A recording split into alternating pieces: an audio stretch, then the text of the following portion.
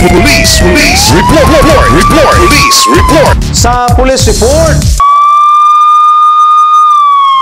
Ang police report hatod kaninyo ni board member Nemesio Imi Lahi-Lahi, board member 2nd District Misamis Occidental, chairman sa Committee on Peace and Order sa Sangguniang Panlalawigan. Police report. Police report. sa police report, security guard sa usa ka distributor company positibo sa drug buy bust sa Barangay Gango. Ano ang police report ni Johnny Tommy?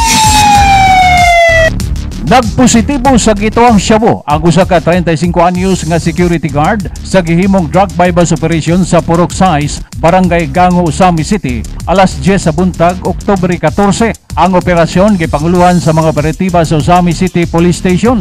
Napalitan og usa ka sachet sa gitoang Shabu ang target suspect og sa pag-body search nini, lain pang mga sachet sa gitoang Shabu ang nakuha sa bag og ang buy bust money nga 500 pesos. Ang maong security guard, residente sa Purok 1, Barangay Lapasan, Clarin, o ana nagwardya sa usa ka dakong distributor company nga nakabase sa Purok Size, Gango.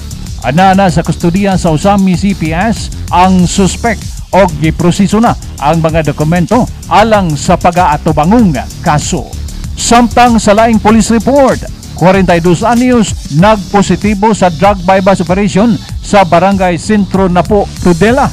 Tugyan sa mga operatiba sa Tudela MPS ang usa ka individual human na palitan og mga sachet sa gitoang Shabu.